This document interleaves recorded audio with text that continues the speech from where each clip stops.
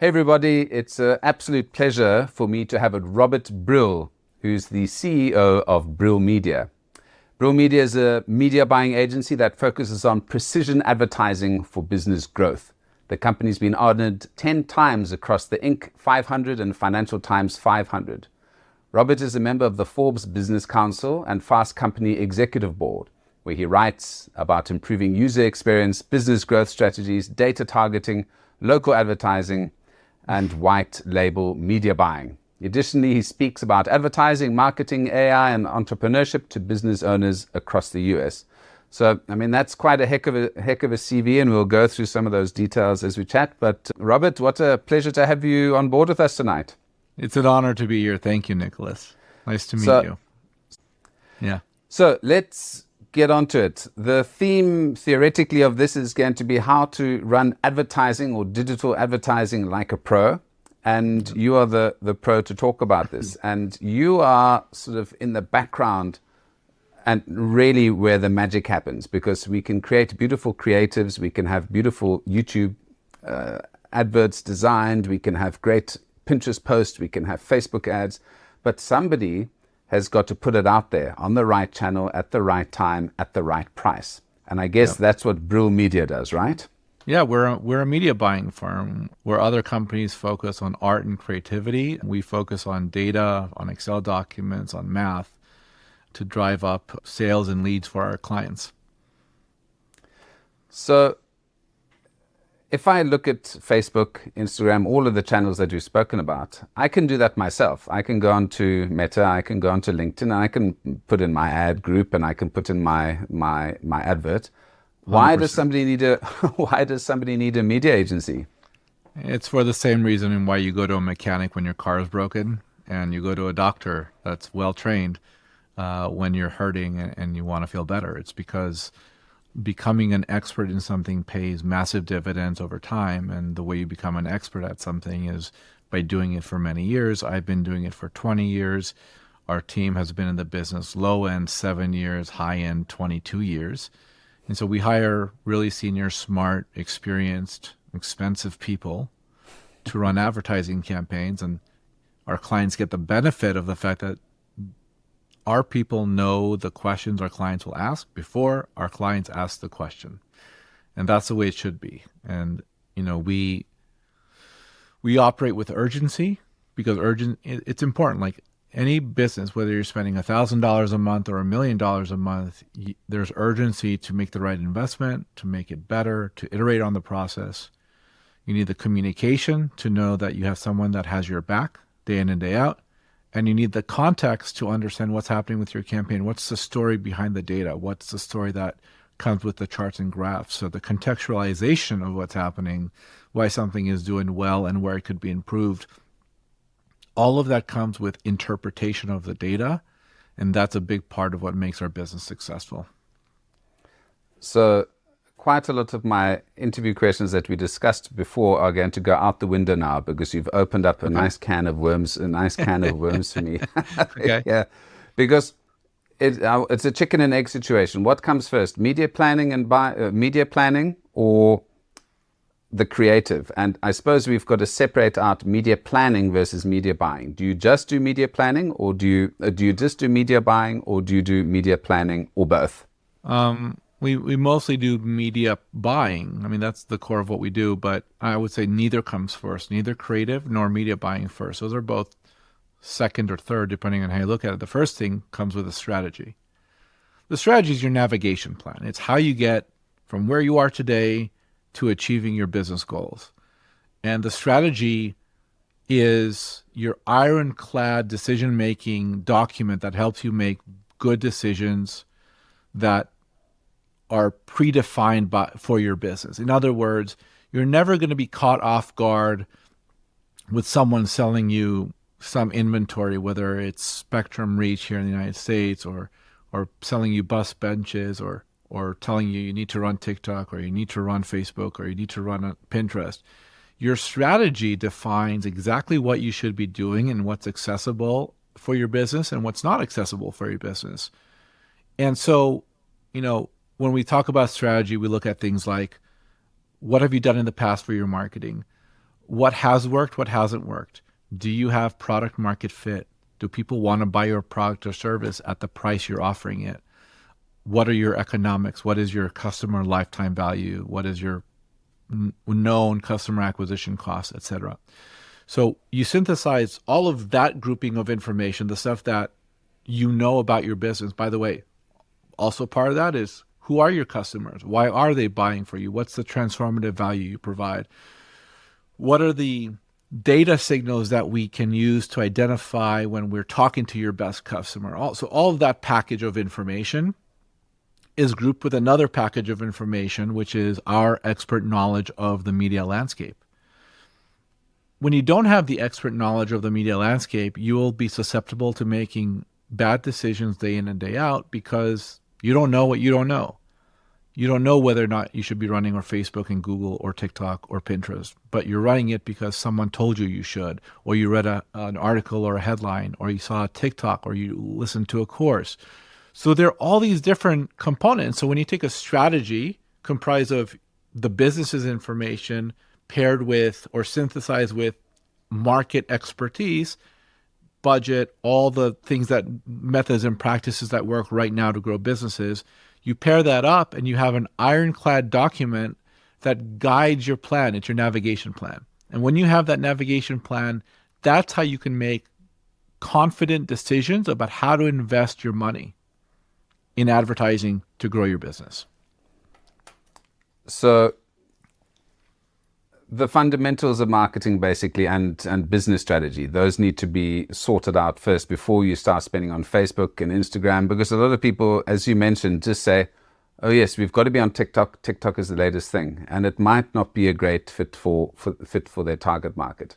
So let's just take a hypothetical here. I've got a client who is an interior design company. They've got an online store and they've just opened up a bricks and mortar store, and they're aiming at people who are moving into their first apartment and are looking at estate agents who want to use somebody to come in and do up a house before they sell it. So I've got two distinct markets.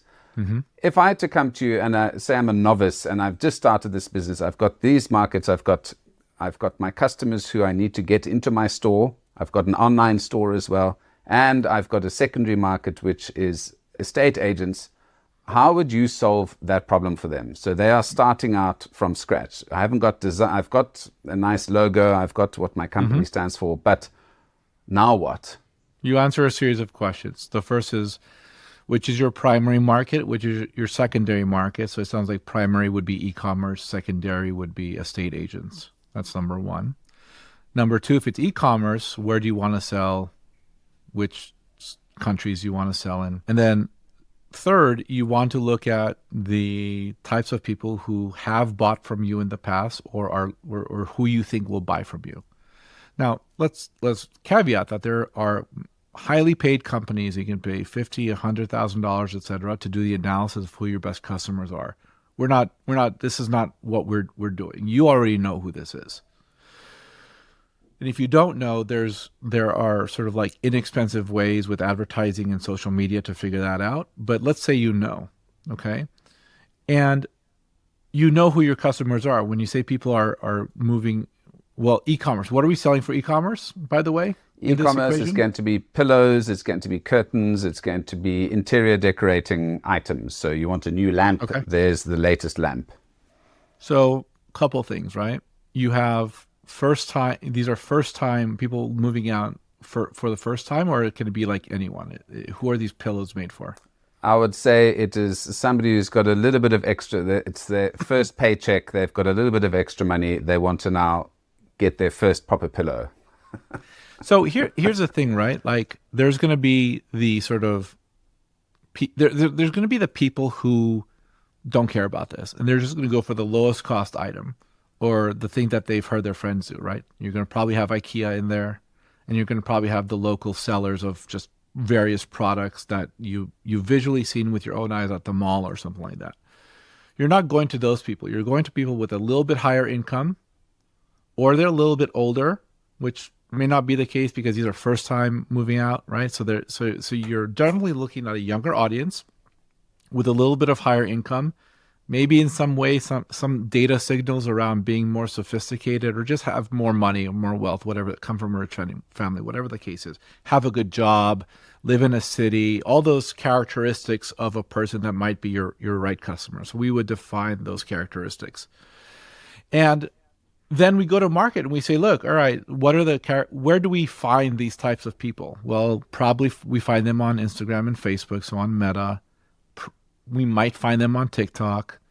We're going to find them in local news and sports. And we can use data across all of these platforms to really identify and pinpoint who these customers are. So we use a variety of tactics, data tactics and targeting and creative tactics to really isolate these people among all the people that we can serve ads to.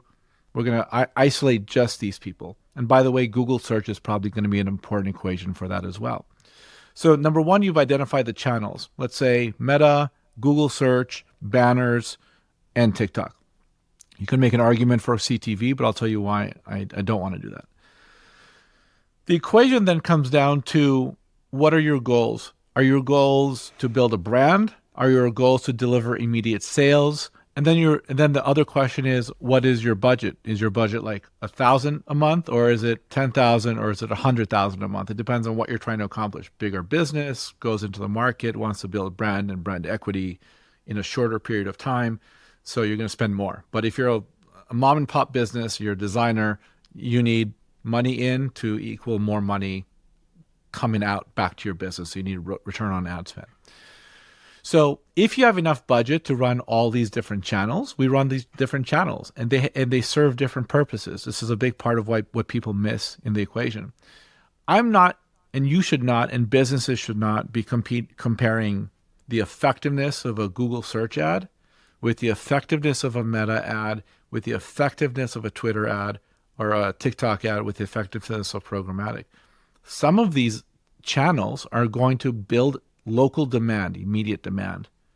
And some of these channels are going to scoop up that demand, and it's going to look like all your sales are coming from Google. But if no one knows that you exist, your sales on Google are going to drop. Your attributable sales from Google will decline because no one knows, they're not going to be that familiar with you.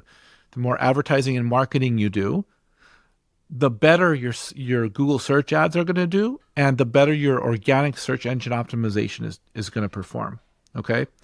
But you don't want to shut off the sort of higher upper funnel media, because that will dry up the lower funnel media, and it'll starve the business to a degree. Yeah. By the way, as an aside, you should also be doing search engine optimization. There's a whole set of tactics on that. You should be posting on social media. On social media, you should be understanding the types of content that really resonate with people. What you should not be doing, what most businesses do that I fundamentally disagree with, is they boost posts. Boosting posts on Meta or TikTok, whatever the case is a way, and this is my soapbox, is a way for Meta. There are 10 million advertisers on Meta, and the vast majority of them are small businesses. According to Neil Patel, 62% of those businesses fail with advertising because they don't have product market fit, because there's no real strategy to their campaigns. They just want to feel like they're in the game, so they're going to boost a post. Boosting a post is the way that Meta takes your money and doesn't give you much value back for it. But it makes you feel like you're advertising. And people don't even realize that boosting a post is actually advertising. They think it's two separate things. You're running ads. You're paying for space to get in front of people with a message. It's advertising, all advertising. So you don't want to boost a post. So the point is, you want to have a strategy. You want to have someone reviewing your data, and you want to understand the way these algorithms work so you can deploy them in a way that drives business forward. And so once you launch the campaign, you look at creative. You look at attributable performance. You look at overall source of truth sales. How many sales are you actually getting, attributable or not attributable? And then we make informed decisions based on the data that we have on how we're going to allocate next month's $10,000 spend. Maybe more on Meta and more on Google and less on TikTok, for example. And that process just continues. And what you're doing, and I'll stop after this. What you're doing is you're priming the algorithm. What you're by having longevity over time with your advertising campaigns, not just starting for 2 weeks, then stopping, and then starting again. You're giving the algorithm on Meta and these other channels the opportunity to learn who your best customers are. And you pair that with creative testing, a creative testing framework that we run for our clients. You have a really strong way of giving the algorithms a way to route your ad creative to your best customer. I think that's a super point regarding longevity. You can't just do something for 1 week, it doesn't work, and then stop. And I think that understanding that you've just given me there, that we need to train the algorithm, we need to give it data, and 1 week's data is not going to be enough. And I guess this is why people need to run longer campaigns and test it over time. And an interesting point you brought up there was attribution of sales. This is something I think a lot of people get confused about. Google says one number, Facebook says another number, this XYZ platform all try and say, well, we got that sale, that's ours. So it'll be showing that you've sold $200,000, but actually you've only got $70,000 worth of real sales. Right. How does that discussion happen with clients? Because that must be a complicated part of your business, trying to figure out attribution, right? There's the expensive solution and there's the inexpensive solution. The expensive solution is when you have anywhere from $30,000 to $100,000 a year to spend on attribution and data tools. So a customer data platform like Twilio Segment, connecting with an attribution partner like Triple Whale's good for e-commerce, for example, and customer journey mapping. So you can really have a strong view of who the consumer is and the actions they take before they buy and after they buy. And it, by the way, all that data connects to not just advertising, but social, email marketing, SMS, etc., activity on your site. So there's sort of like, you have $50,000 to $100,000 a year to spend on that. You deploy that type of solution. The lo-fi and inexpensive other than your time is an Excel document that tracks your source of truth sales, which we deploy for some of our small business clients. The core idea is every day, every week, every month, we want to understand how many sales you've generated, not from Facebook, not from Google, not from any other platform, just your accounting team. The people who are counting your money, how many sales do they see and what's the value of those sales? And then we calibrate that data with the changes we make in the algorithm, the changes we make on the campaigns over time. So one of the key things to understand is that you are more likely to generate a sale when you start more consumer journeys. But more consumer journey is, hey, I've heard about this, it's interesting, I'm going to explore more, I'm going to review the prices and the costs and the colors and all the factors that help me make my decision about where I want to buy, and I'm going to continue reviewing, and eventually I'm going to make a purchase, and the business hopes it's from them. And that hope is translated into continuous messaging to communicate with the consumer. So I lost my train of thought. So consumer journey mapping, right? So when we're looking at source of truth sales, what we're saying is if we start more consumer journeys, it'll be more expensive to start more consumer journeys. It's not going to pay out from a ROAS or return on ad spend perspective. So you might run Facebook ads that are that have a lower return on ad spend and a higher customer acquisition cost. But guess what happens? Your Google ads become far more effective. Your Google SEO becomes far more effective, which is another reason why you need these channels to work in concert together. They're not independent channels competing against each other. Because what you want is Meta to start more consumer journeys, and you want Google to scoop up the demand. That type of relationship. Well, you're talking my language now, which is customer journeys. It's one of the things that I explain to both clients and students, that if you understand the customer journey properly, it solves majority of your marketing problems, because you know that you've got to move people from not knowing who the heck you are to finally pressing that button and buying the product. And as you've mentioned, Meta might just be from the awareness stage, and Instagram might just be creating awareness and liking and interest, but it might not generate any sales for you. But you still need it, even though it's, as you said, attribution-wise, it might not be sending you direct sales. But this is where you've got to understand that where is somebody in the customer journey, and what information, what messaging, what channels are we going to use to move them from stage one to closing. So I love that. And do you find that lots of your customers understand this process?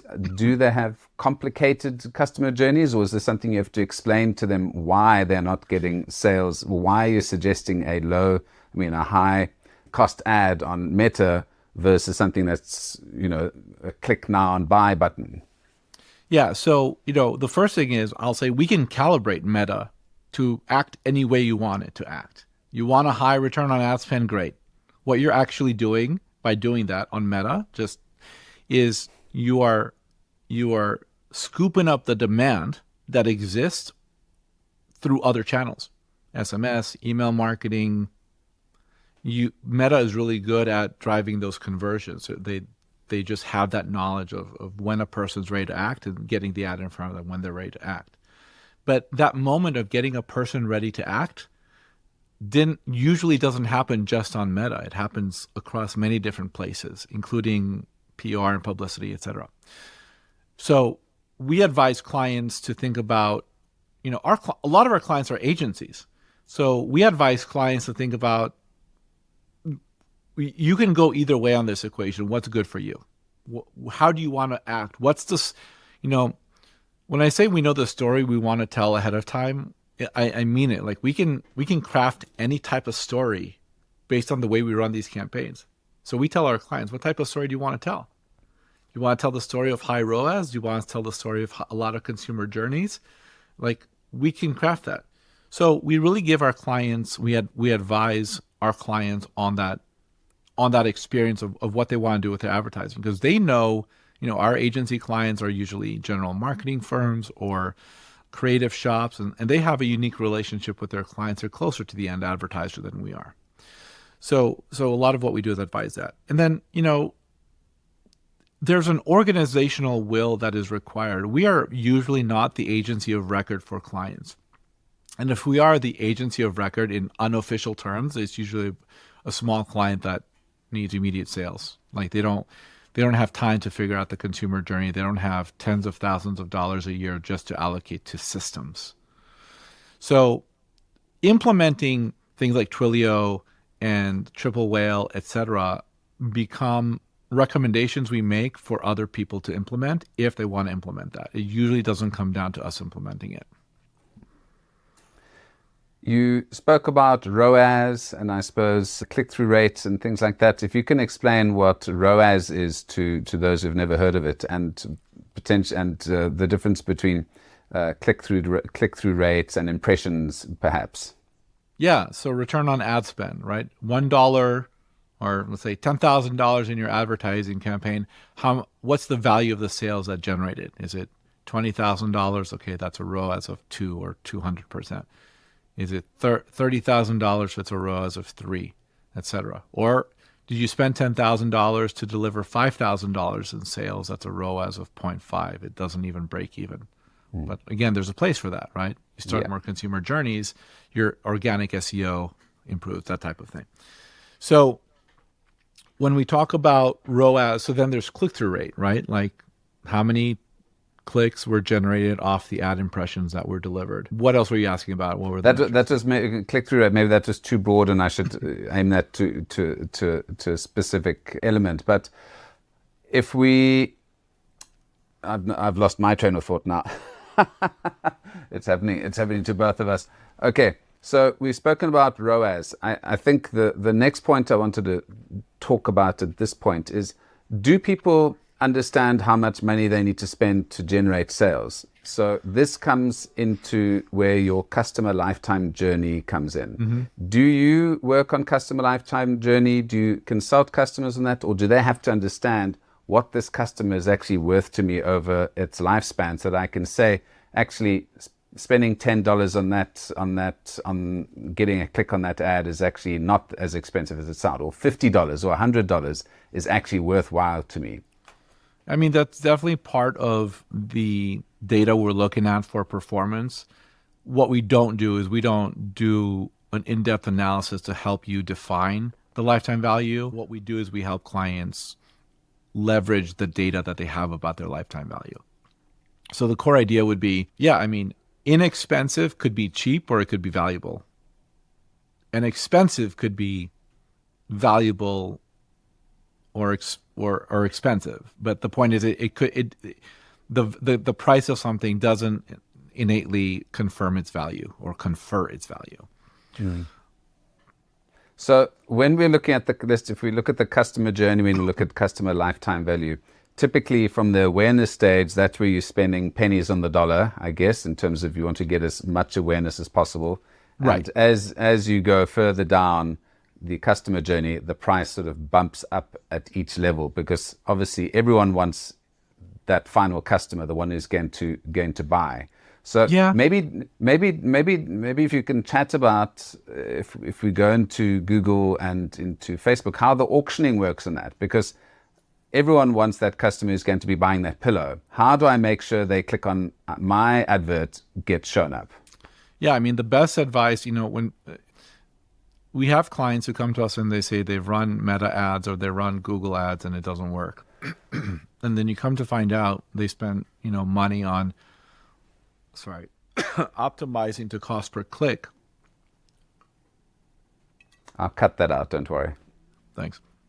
They spend money, our clients come to us and say, look, there's a lot of, Google or Facebook ads don't work for us. And you come to find out they're doing a lot of keywords and their cost per click is, they're optimizing to cost per click. That's not the right way of doing Google ads, for example. Like Google, they just like Meta, they have algorithmic objectives. Like, what do you want to accomplish? Do you want number of sales at a certain customer acquisition cost? Do you want the value of the sale to be a certain number? And what these end up doing is these are like levers or toggles that help Google get your ad in front of not just everyone searching for these things or for the keywords, but also searching for your keywords to show the intent to purchase. So another perspective would be, a client we had recently, or client we still have, but this sort of experience happened year and a half ago. They're like, hey, we want 100% share of voice on our keywords. I'm like, okay, we'll do that. It's going to cost you like $15,000 for the month, and we'll do that. Well, why is the cost per acquisition so high? Why is it so ineffective? Because not everyone wants your product just because they're searching for it. So the question is, are you, what do you want? Do you just want to have 100% share of voice? Okay, we can get you 100% share of voice. But that's the goal. Like, that's all you're going to accomplish is 100% share of voice. Now, do you want more sales? Or do you want lower customer acquisition costs for your sales? Oh, that's a completely separate thing. You need not 100% share of voice, and frankly, share of voice doesn't really matter. What matters is the customer acquisition cost that you input into Google. So you optimize to different objectives, which effectively means different algorithms that Google is deploying for your campaign. A lot of people who are just self-serving their ads and they're doing it themselves, they have no idea that this stuff exists. They also don't know the ramifications of making changes or the fact that Google takes time to learn. Like, the algorithm needs time to serve up ads and calibrate against what you're looking for in the marketplace. And the same thing goes for Meta. You have different objectives: traffic, conversion, lead, sales, all these kind of like things that are sometimes overlapping. You have video views, you have awareness. If you don't know what these things mean and the implications of these different objectives, hey, I want people to click. I want people to come to my site. Okay, we can get you clicks, and we'll get you a high click-through rate, and we'll give you a low cost per click. Oh, you wanted actual sales? No, that's a completely different thing. You want a much higher cost per click and a much lower cost per click-through rate. You want a much lower click-through rate because what we find is when we optimize to a sale or a lead, the click-through rate is in the United States is 0.3 0.3 to 0.7. But if you want clicks, you can get a click-through rate between 1 and 5%. But your cost of your sale is going to be far more expensive than when you're actually optimizing to the sale. So it's all these like on the way these platforms work is so like not obvious. Like, yeah, and you would yeah, you've brought up quite a few important points there in terms of most people, if they go to Meta, they can set up an ad and they can, choose which target group they want and, what they want to pay per click, etc. But you're talking much more strategic media buying, really understanding what end result you want. And I think if people don't understand the different types of results they can get, it's very difficult for them to set ads and schedules and put money towards that. Yeah. Because you don't have the experience. It's okay. I don't have the experience fixing a car. So if you put me in front of a car with a hammer, I'm just going to break things. And then I'm going to pay far more money to fix the thing that was originally broken, plus the mistakes I made. I'm sure lots of people resonate with that. If a client came to you, say one of your smaller clients, and said, I want to sell $100,000 worth of X product, and the product cost me $1,000 each, so I need to sell 100 of these. Could you say, okay, I can sell 100,000 products for you, and work out what that potential cost for the advertising cost would be and which channels you'd use? Is that something you do? Or, yeah, I mean, talk to me about that. If somebody says, I'm just interested in sales, I want to sell 100,000, I need to sell 1,000 of these at $1,000 a pop, go. Yeah. First question is, have you ever done this before? Has anyone actually bought this for you for $1,000? Yeah. Which is code for saying, do you have product market fit? Do people want what you have? And are they willing to pay $1,000? If the answer is no, I've never done this, and I would say, okay, there's one path to go. If you're saying you have done this, then the question is, at what scale? Yeah, I've sold 2 of these, but I want a bunch more. Okay, I mean, that's interesting. It all depends on how far down the line you are. If you have an ad account, we can go from complete start from scratch. We ran this campaign for a company that repairs hard drives for an ad account. So we took over the ad account. It had already existed. Another agency, had it set up. We immediately dropped their cost per acquisition by 35% in the first 2 months. And we had them for a year and a half until they decided they wanted to go in a completely different direction with their business. And, we spent millions of dollars for them, and it was effective. So we can go, and that's the continuum, right? The continuum is, I've literally, as the business owner or the product owner, I have no idea if people even want this product or service, much less at this price point. We know how to deal with that. We know how to deal with, I've sold a few, but I haven't been able to scale it. There's another strategy for that. And then on the far other end of the continuum is, yeah, it's working, but it would be great if you can cut my acquisition cost by X percentage so I can squeeze more money out of my business. So we have, it all comes back to the plan and the strategy. What are you trying to accomplish? Synthesized with what we know about media and marketing to make things work with the methods and practices that work right now. I think that optimization of advertising spend is something that people neglect as well.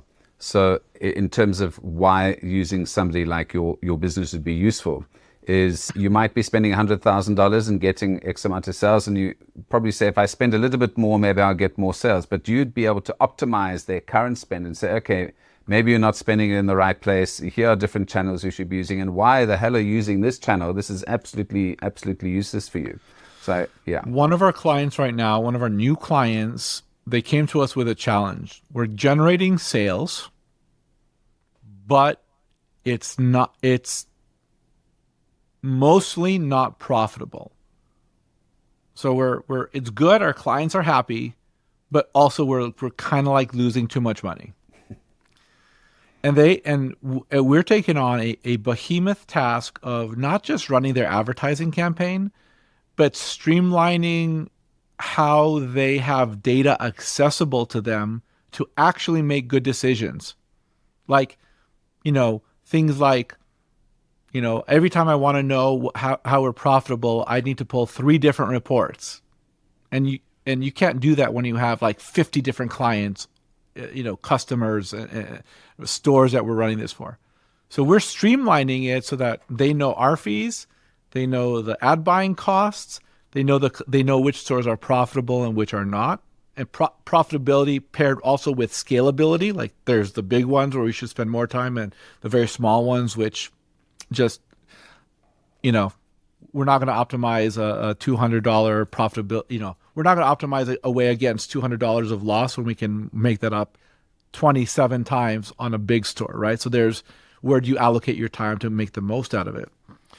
So it's really about being able to systematize access to data so that we can understand and perform for you, and you, the client, can get much more streamlined about how you make decisions. And together, as we partner, our company becomes a really integral part of their data decision-making, not just for advertising, but for the entire business. And that becomes a powerful place to be because we become very sticky in that type of relationship and provide a great deal of value that, we're basically combining business consultancy, advertising, and overall sort of business planning into we'll just charge you for media buying.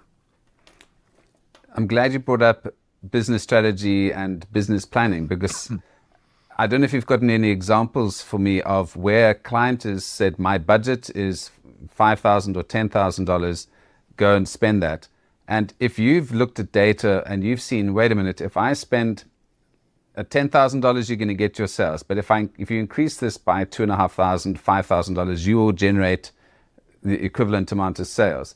Are those the discussions that you have with clients, and how do you get over that barrier of, wow, that's a lot of money, or it's beyond my budget? We never go into a new client relationship saying you should spend more than you feel comfortable spending. Because the reality of the marketplace is this is not 1992 where you got to spend $30,000 for a billboard and plan it 3 months in advance, and you've got to spend $50,000 to buy cable or linear television, and your sales reps will take you out for nice dinners, but you have to spend $50,000. Like, this isn't that world. We're talking in the world of $5 and $10 increments. Your entire business can be calibrated to increasing or decreasing spend anytime, at any moment, depending on any variable you like, including anything from how you feel about your business to whether or not your sales are down that day, to you're just having a good week or a bad week, or you're having a bad hair day, or whatever the case is, you can increase or decrease your spending. Certainly we don't like to go so fast in the changes, but we never start a relationship with you should spend 50% more than you want to spend. What we say is, number one, we actually a lot of times recommend clients cut down spend so that it can go per month, so it can go longer, because that's going to benefit the client in a lot of different ways. And we also then say, look, we want to understand what they're trying to accomplish. And if we get the feeling, or they tell us, or we understand their business model to be that, if we can increase the spending or double the spending or whatever the case is to drive more sales, if they want us to do that, we will absolutely make the case, but only when we have our data to show that we can accomplish that effectively.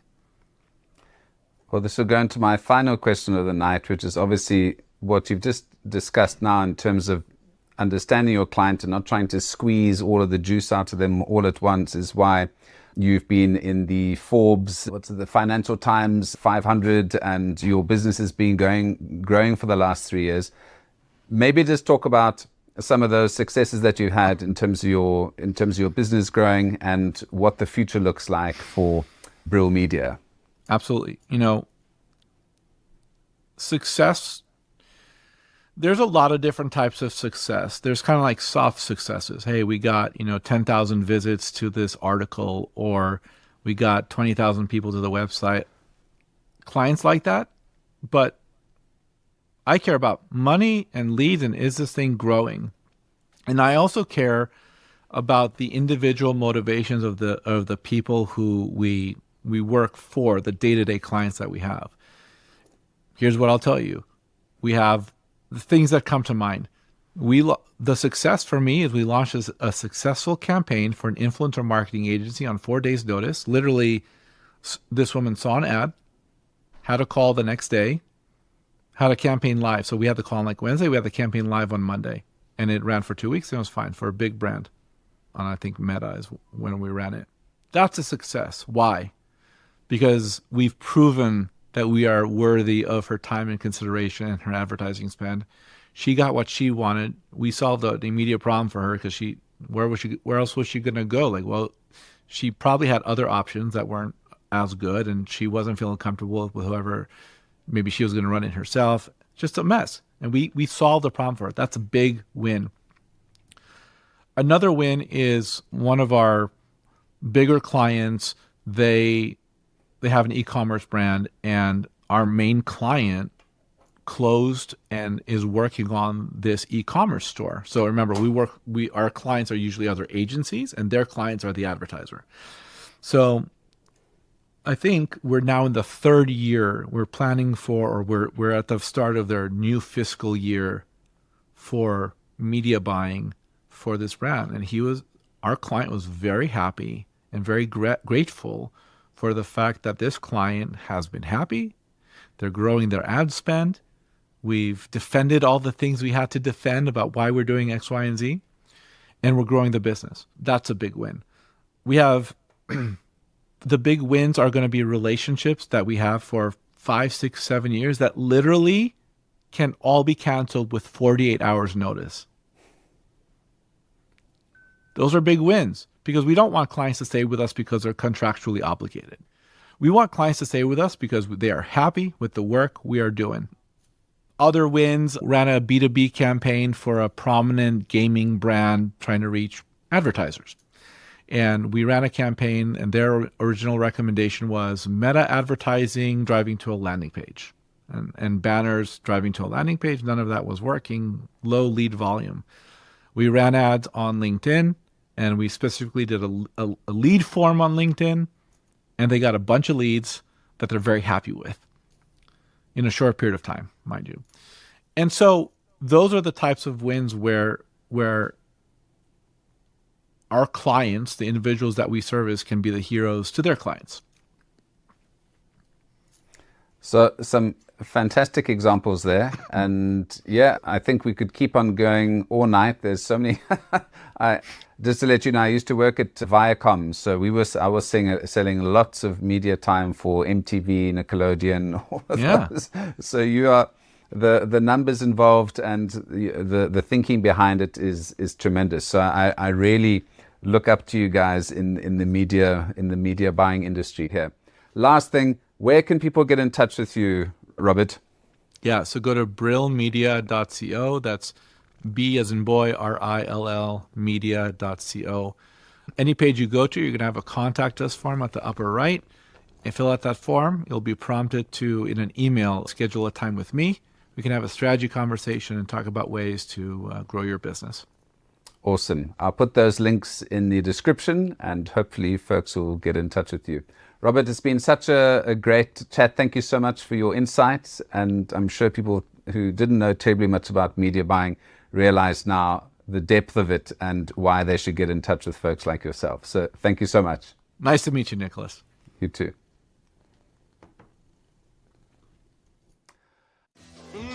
Come chat with Nicholas. He'll listen to you.